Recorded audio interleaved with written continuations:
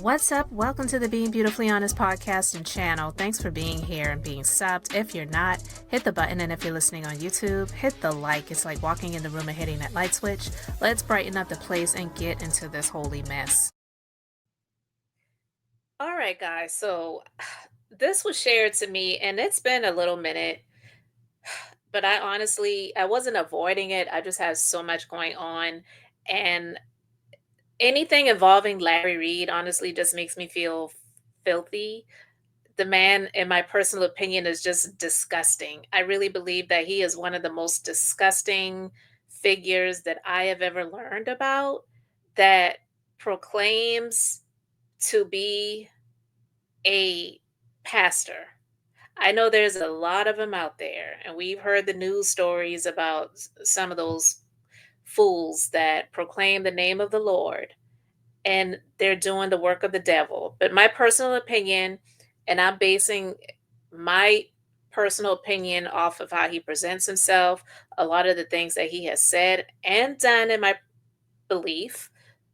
I believe Levontre Andrews, that he has been the perpetrator of offending a child, whether that child was under the legal age or over the legal age. He was someone's child, and also he was under the leadership of Larry Reid in this man's church at the time, when he was a pastor of a church. And that to me is one of the most disgusting and atrocious things that anybody can do, short of a parent doing things to their own child. Period. It's disgusting. So in my book, I believe Levontre Andrews, and I also believe that he used the power of money in the courts to shut him up and shut him down. And that's even worse. It's like, how are you going to victimize the victim and then go and sue them because they're like, I just can't with some people. But with all of that being said, this was shared to me, and I haven't watched it yet because I was waiting to just do it from my channel and watch it with you guys. So we're going to get into this interview that he did on the Willie Moore Jr. YouTube channel. He has a podcast called Love You More. If you're not familiar with Willie Moore Jr., he has a gospel radio show. I don't even know if you could call it gospel, but I guess it's like in that Christian arena. And I guess it's syndicated on gospel stations across the country. How many stations? I have no idea. I really don't know a whole lot about him. And me just looking at the dude, my personal opinion, he kind of gives off some vibes, if you get my drift. So I'm going to go ahead and get into this video. So I'm going to share my screen.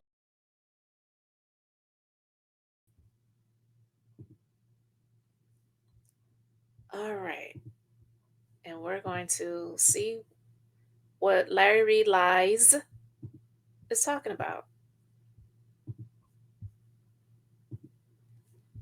Ugh, gross. Look at him. All right, let's go ahead and get into it, guys. And I think that is the result of me not listening. I ended up obeying. But next on the Love You More show, December 2019, a blogger online started telling the heinous rumors about me that went on all the way up until this moment I'm sitting in this chair. And I think, why is he always wearing sunglasses inside? It's just something about this clown, and then he's always wearing like well, I don't follow him, so I don't see what he wears all the time. But the times that I've seen him, it seems like he's always into designer and labels. It speaks a lot about his character, which I believe there's nothing there when it comes to his character.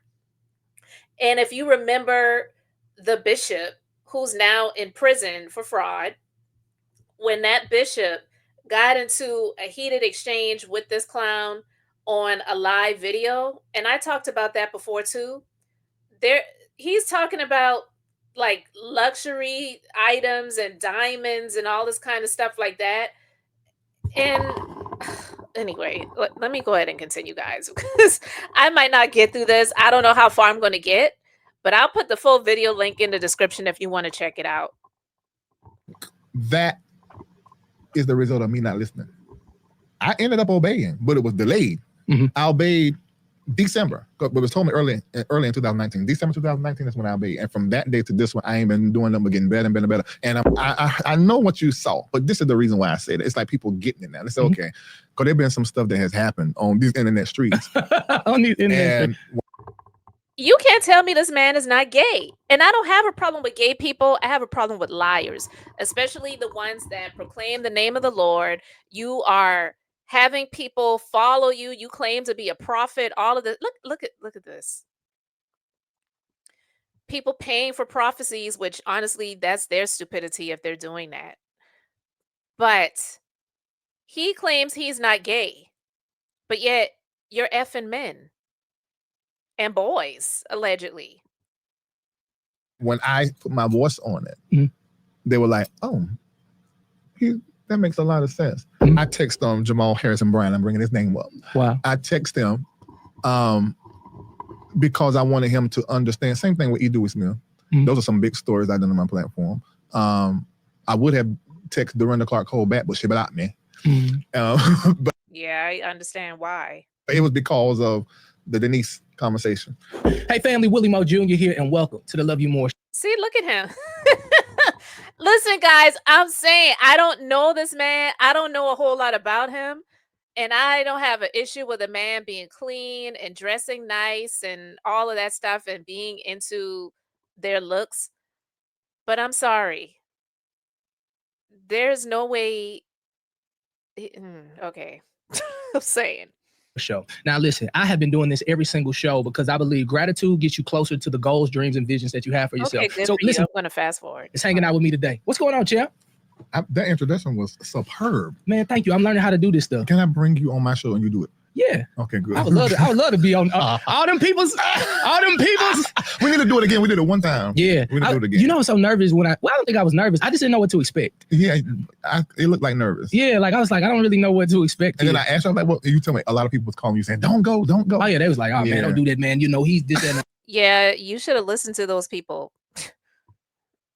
Other and you know what's so dope? I mean, amazing is that you can't really take what people say about people. Yeah. You got because your spirit might not connect with everybody, and you may be that way. Yeah. Like, nah, bro, I don't really rock with you because you ain't got a fake bone in your body. See? And so maybe that's it. Like some people you connect with, and maybe you don't. And I just appreciate our brotherhood and friendship. And man, I be riding sometimes. Like, man, let me call Larry. Okay, let me say something about that. Where's the camera at? I need to say something about that. Okay, y'all don't know this, but Willie Moore is terribly prophetic. I don't know if these people in this room know this, but let me tell you this.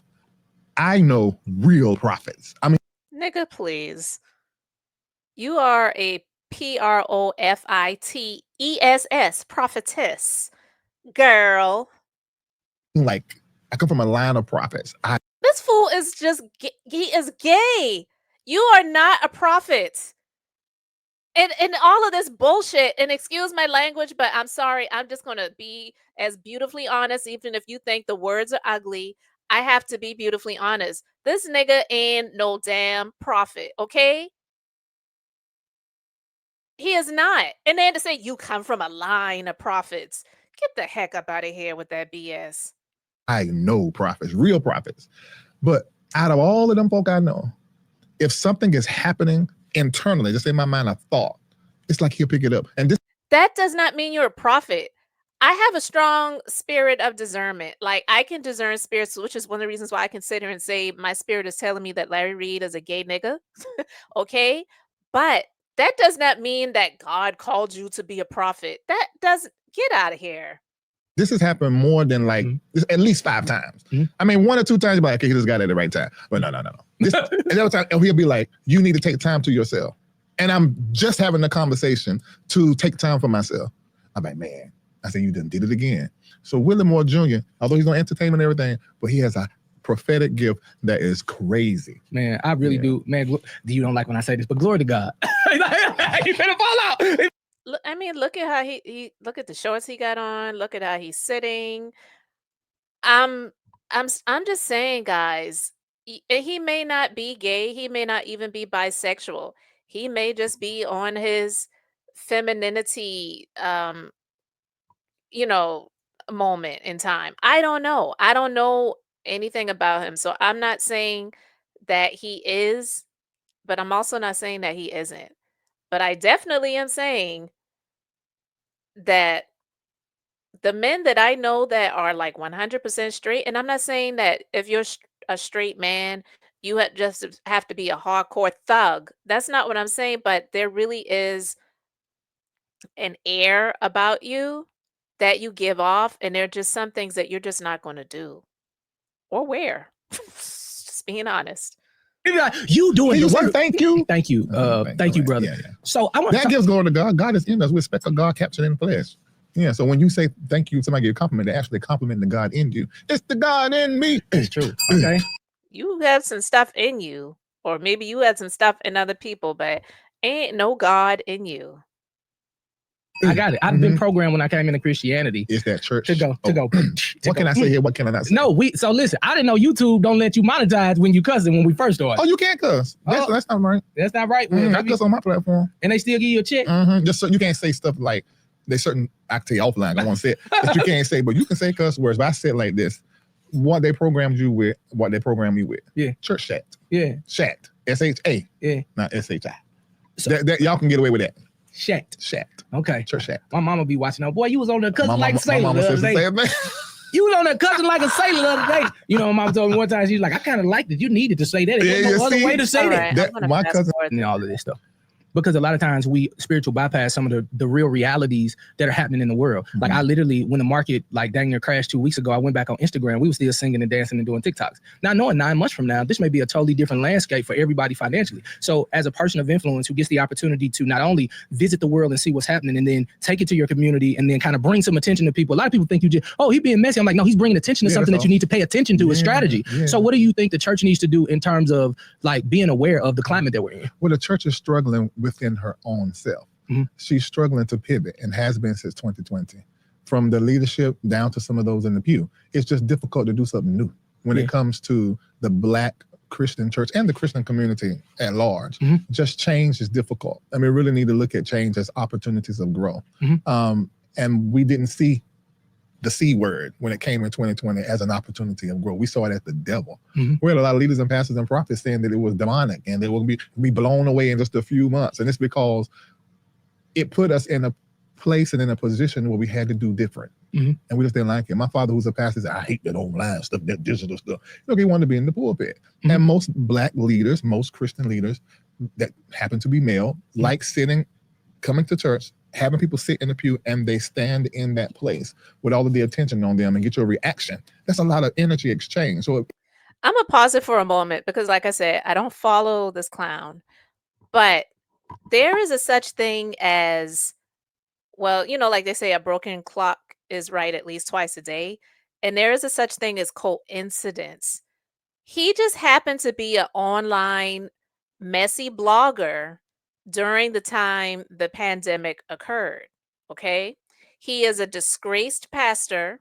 He did not have a church, and he used his platform to not just talk about Christian news and Christian pastors and churches and share the news. And then if there happened to be a scandal, then he talked about what was already out there. Because what I have seen about him and what I do know of him is that he would like to say things like, well, I don't expose nothing. I just talk about what's already out there.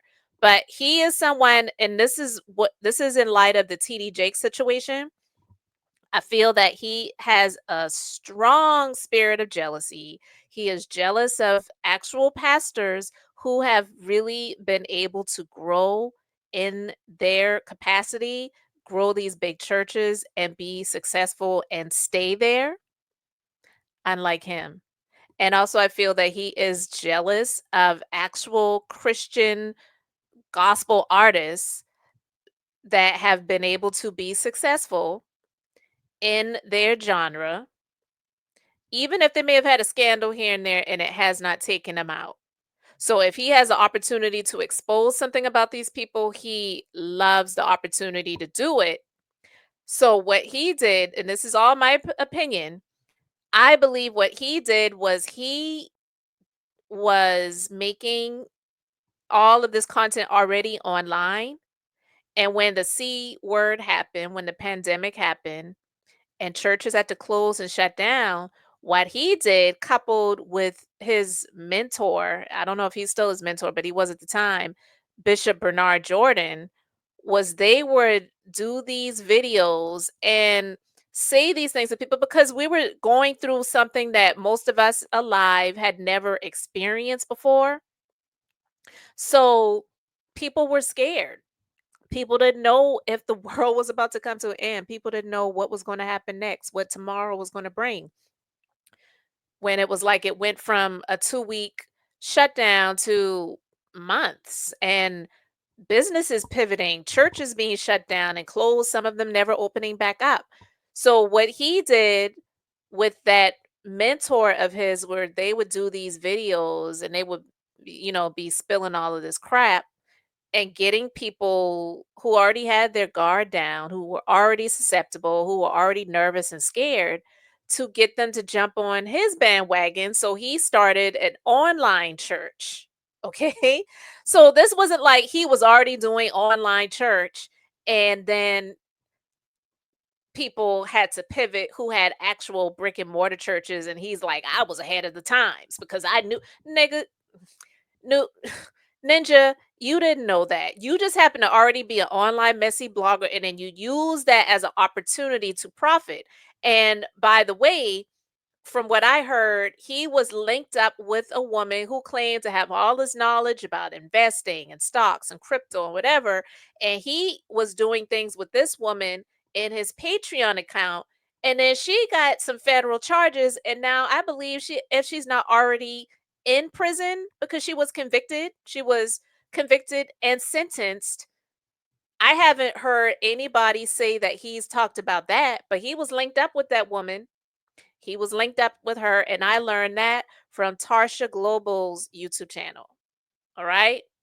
So, him talking about the church's response to the pandemic, it's like you were not a prophet. You did not have some fore wisdom and all of this. And it's just like, it's crazy. I'm going to fast forward a little bit and see what's up here. All right. Oh, I've had the opportunity to see you travel the world now. You a long ways from that pastor that I checked out, online, who was preaching and teaching it, even wearing suits and just trying to fit into a culture that you had seen and that you grew up in. And this has to be the only way. And then you pull the lens back and you see that a lot of those things that were taught to you may not necessarily be the truth of what God was really doing specifically in your life as you travel the world now. Because yeah, I've seen those pictures of him over in Dubai with the boys. So get out of here traveling the world. Ugh, okay. It is now a global brand. People know you all across the world. How do you view the last chapters of your life? Do you look at anything back? Do you ever look back and say, man, maybe I could have did that a little different? Like, as you continue to evolve, do you see things differently than you did when you initially came in? Yeah, that's a great question. Absolutely. I would like to say that what I was taught and what I saw in the church, I think a lot of it is great. I think a lot of it is good. It wasn't as much bad as it was good, as far as things from my church experience. So I do want to say that.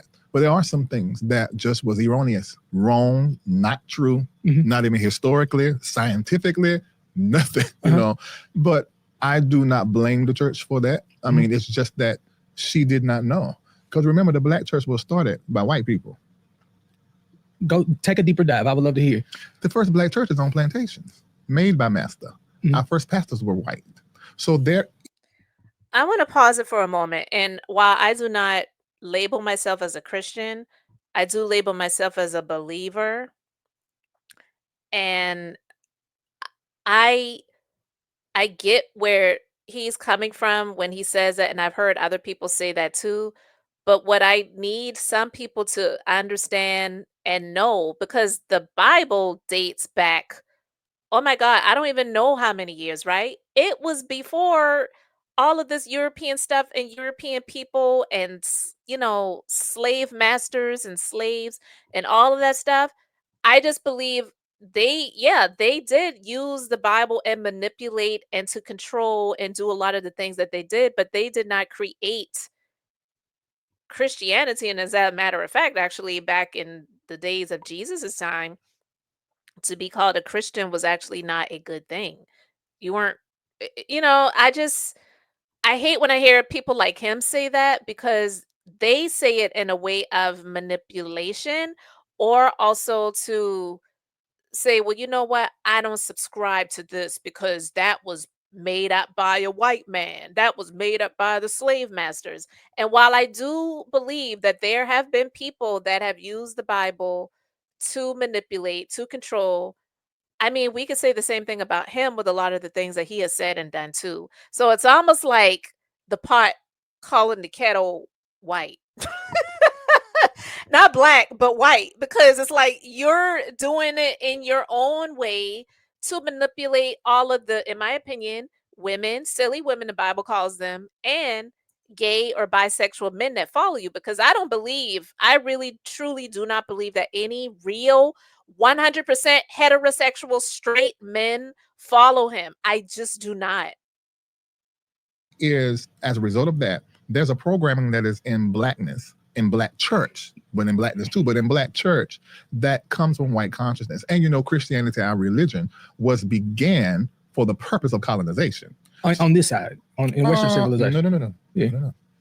The first Christians were in Ethiopia. Mhm. The first Christian church was in Ethiopia, not in that part of your Bible where it says here they were first called Christians. Mhm.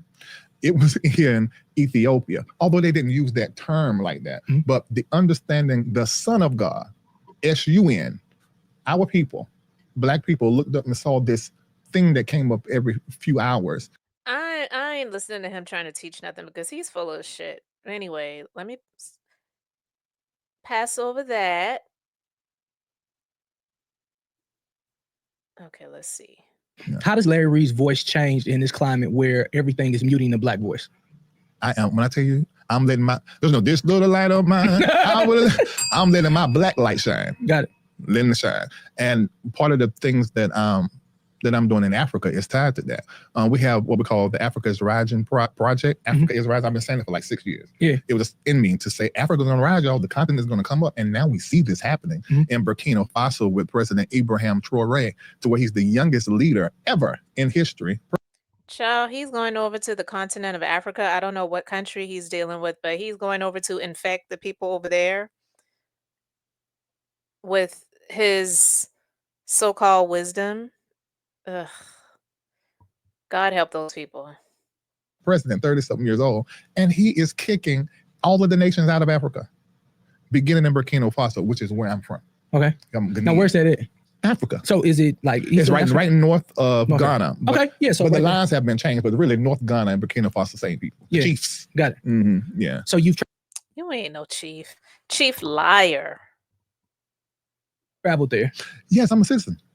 See, that's what I wanted. See how I was leading? I knew where you were going. I already knew where you were going. Go ahead and tell it. You see how I dance? See, I know how to do this dance. Like, I've been doing this a lot of years, There definitely have been more people that have been obtaining their citizenship in Ghana, but it's mighty strange how it's like you're making moves to be in the continent of Africa now in light of this TD Jakes lawsuit, where I believe he has either the potential to be named as a defendant, but I believe has definitely been hinted as being a co-conspirator in this lawsuit that TD Jakes filed against Dwayne Youngblood, the man that he had on his platform interviewing, saying that TD Jakes whispered in my ear and tried to kiss me and called me on the phone while he was in the bathtub. I heard the bubbles bursting and I heard the water splashing, and it sounded like he lifted his leg up onto the side of the bathtub and the water was dripping down his toes. And he whispered over the phone, whenever I'm in town, I want you to do me and I'm going to do you. I'm not saying that it didn't happen because I don't know, but where would that be something where you believe you deserve to get upwards of $6 million for your trauma, for him whispering in your ear, possibly, for him calling you on the phone, possibly, for him attempting to kiss you. Not he rammed his tongue down your throat. Not even he pressed his lips against yours. I never saw or heard anything him saying that those things actually indeed happened. And many years ago, he said that those things happened. And since that time, he himself, Youngblood, has been convicted twice for actually doing the do with young men, serving time and breaking probation. So are you going to pay those victims $6 million? Are you trying to get the money from TD Jakes because you think he got it? And once you get it, then you break them off a piece, the victims that you, it's just like insanity to me. But I'm saying it's mighty funny how now he's doing all of this stuff in Africa. Is it because he's running from the TD Jakes lawsuit? You boom and you pop, and I'm like this. So boom, the accuracy, the boom. Yeah. So now we move into that subject. And here's the thing, man. Not trying to kind of flex the Lord's gift, but I did get the opportunity just in my heart to be able to see. It wasn't like you there like as somebody's king, but I just see tentacles. Like when I seen your face, like I seen tentacles to Africa, then I seen tentacles here and tentacles there. So I didn't know if it was like multiple projects or what have you. But I did see a tentacle in Africa. So tell me a little bit about it. You saw exactly as didn't I tell y'all? I told you. Please. He's trying to flatter you because in my personal opinion, he's trying to get him some later. Look at all the candles in the background. Probably got some scented candles going and the mood is right. And have a little Johnny Gill playing later. Let's get the mood right. Child, please. Ain't nothing prophetic about that. Y'all. This man got a prophetic gift. Yeah. The ministry, MBN Network, we have created businesses in Ghana. We started our first one. We're starting to hire some of the Ghanaians so that we can bring them above the scratch line, because many countries are in Africa, even in Ghana, with businesses, but they pay the people so poor. And where is he getting his money to be able to hire people in Ghana? And I mean, also, that's not even a flex, to be honest, because let's be clear, if you're going to a country where the people for a large section, or maybe not even a large section, because I don't know the GDP of the country of Ghana, but if you're going to another country, more than likely the people that you are so-called hiring, you're not really paying them that much. You definitely are not paying them American wages. And I'm just being honest because I know what I know. I mean, I have virtual assistants in other countries and their cost of living is lower. So I'm not paying, an administrative assistant, a virtual administrative assistant that's in another country from the country that I'm contracting them from. I'm not paying them $25 an hour. If I were paying them that much, which would be something that I would, pay someone who was here, and I have, but it's crazy. People don't really want to work these days, but that's another story for another day. If I was paying that person $25 an hour, they'd be living like, you know, a very, very rich lifestyle. And I'm not saying that I don't want the people to be able to live well, but the cost of living is different. So him talking about him hiring people in Ghana, that's not a flex. Pay them in CDs, which is like one of our dollars, like 7 of them. So it's like it's hard for them to live. So I didn't want to come to this country and buy property and invest. What I wanted to do is plant a seed. So I started businesses and I'm hiring up the people. So that's the first thing we did. Now, then I took a group to Dubai. I remember that. Yeah. Yeah, I saw a picture of him with the boys in Dubai. And like 33 people I took. Okay. And half of those people are now invested, they're international investors in Dubai, because I wanted to get them their money outside of this market in America.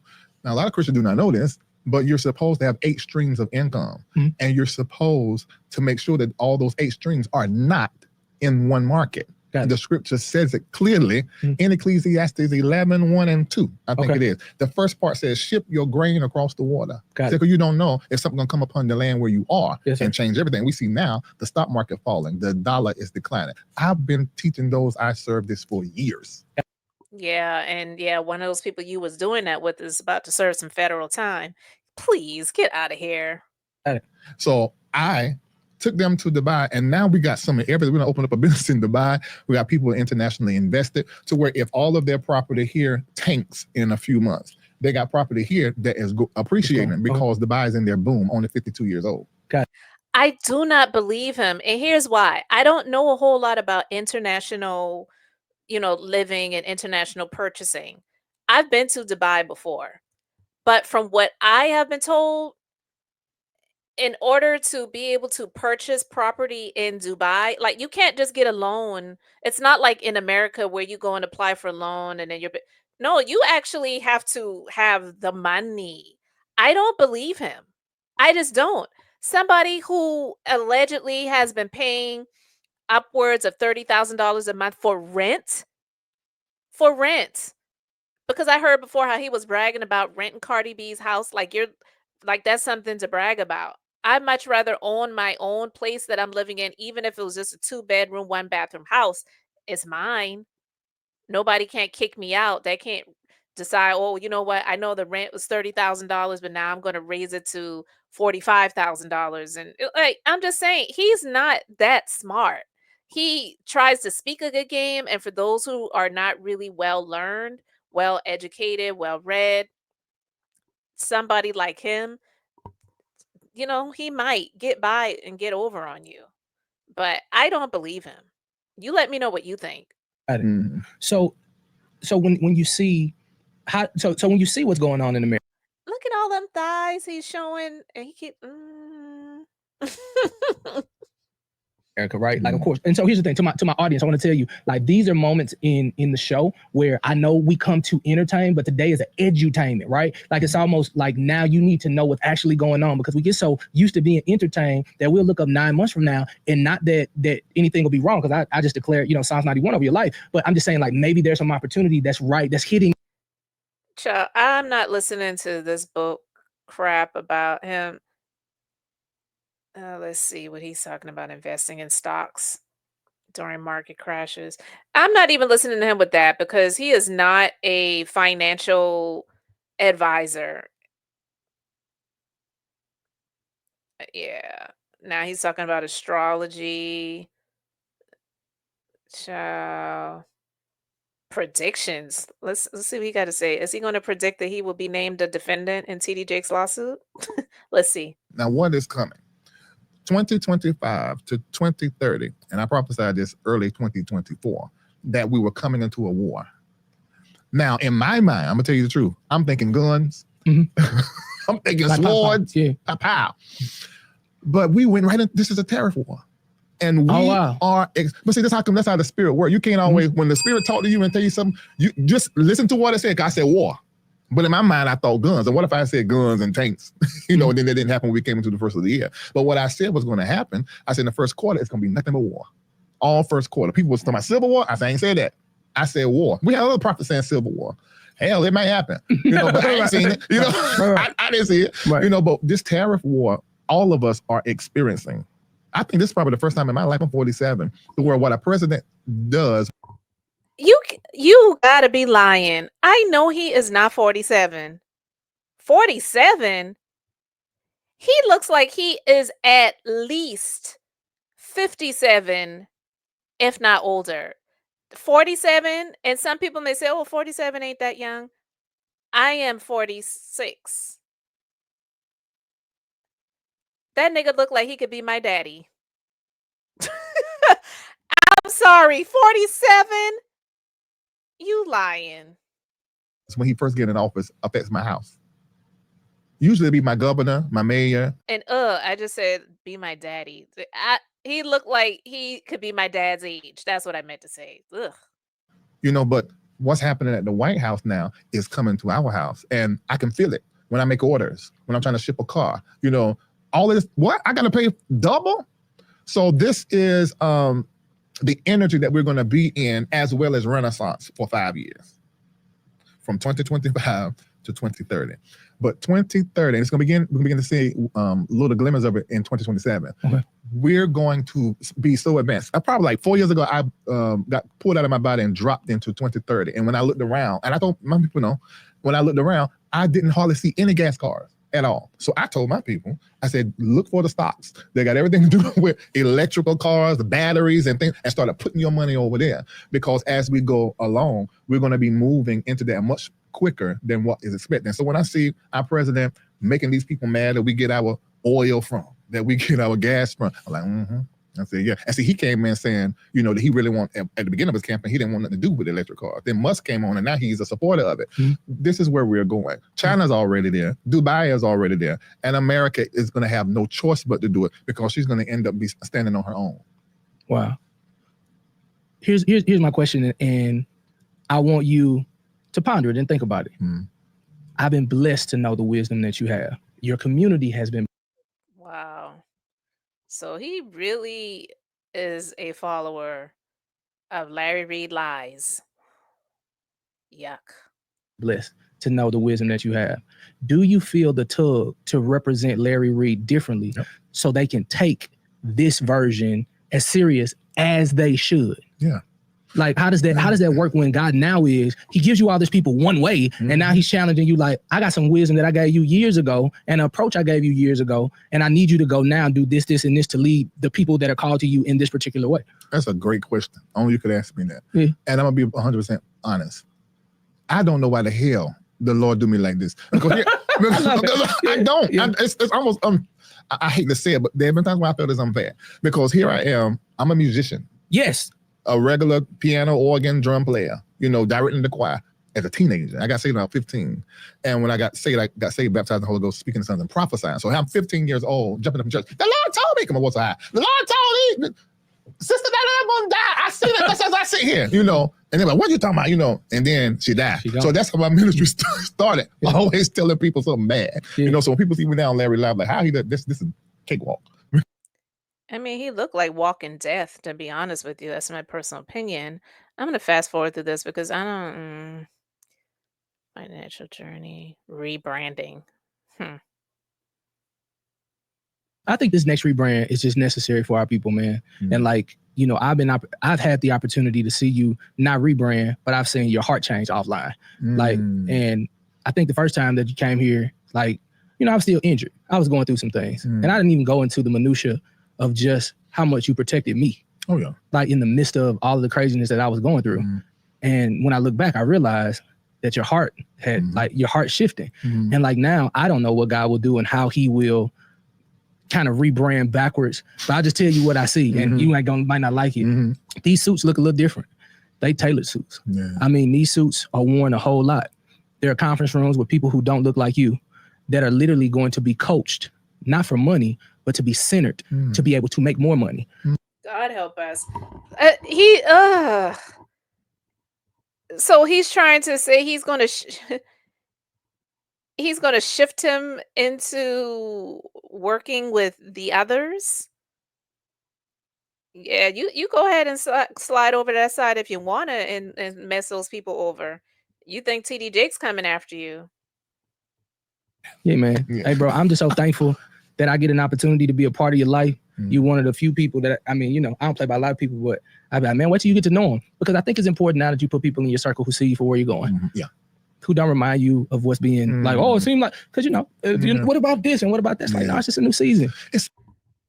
No, that's some BS. A new season? When has he ever taken accountability and actually been punished?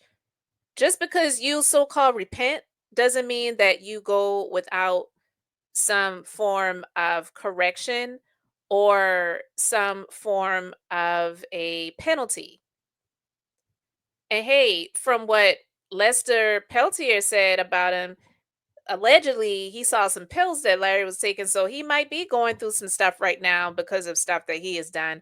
But don't talk about, oh, this is a new season, because taking a child, whether he was above or under the legal age, when you were the pastor of a church, taking a child's parts and doing stuff to them that you ain't supposed to even be seeing, let alone touching, and all the other stuff that Lavontre Andrews said was done to him.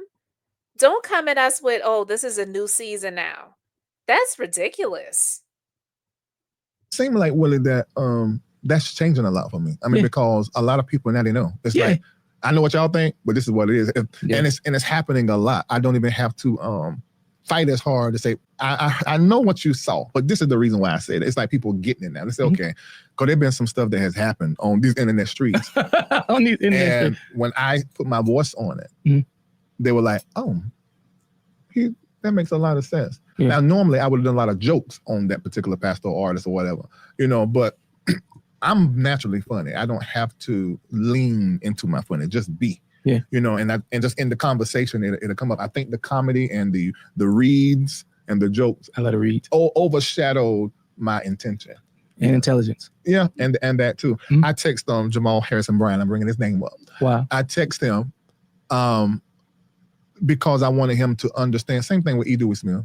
Those are some big stories I done on my platform. I would have texted Dorinda Clark Cole back, but she blocked me. But it was because of the Denise conversation. So there've been some big stories where I wish I just knew more and knew them more, because I would have moved differently. I would have, because I like people. I naturally love people, and I find people interesting. No, those people he spoke about, and somewhere or another, he loved to see something negative about them and loved to tear them down because he's jealous of them. I'm not going to share any more of this because honestly, Willie Moore Jr. obviously is a fan of his, and that's sad. And hey, people have the right to like who they want to like, but to say, well, I know what you heard about him, but that's the past. And it's like, no, that's not the past. That's who he is. You know, that's who he is. But if you want to just put on your blinders or just, have amnesia about it, or just say, you know what, I know what it is, but I don't care. I guess that's your right to do so. But I'm here to say that I don't believe anything that this man says. I don't believe there are any redeeming qualities about him because he is full of pride. And even the Bible says pride comes before a fall. And those are the types of people that I really can't stand because it's like, you really have so much pride within you. You refuse to say, you know what? I'm an imperfect person and I made a lot of terrible decisions, not mistakes, a lot of terrible decisions. I had people that trusted me. I had people that were counting on me. I had people, he played the victim in the situations that I've seen or heard about that he was involved in. He played the victim in all of those situations and made himself out to be the victim and those people to be the villains, and will either go on other people's platforms to talk about the situations when it's so out there, or go behind a paywall like Patreon to talk about it. He would never discuss it on his own platform, on his own YouTube channel. And he's always got those damn dark glasses on so you can't really see his eyes, but I see right through him. And to me, he's just a see-through disgusting individual. And so I'll put the full video link in the description if you want to check out the full video. I can't I can't stand that dude. And Levontre Andrews and the others that have been victimized by him, and he just goes on as if it's nothing. And he thinks that he's a prophet and God is using him and God is telling him that. Okay, God, yeah, we'll see. We'll see what God really has to say at the end of it all. You guys let me know your thoughts in the comments. Thanks for being here, liking, and subbing. I'm Beth, just being beautifully honest. So until next time, I wanted to keep it brief, beautiful, and now I'm going to say bye.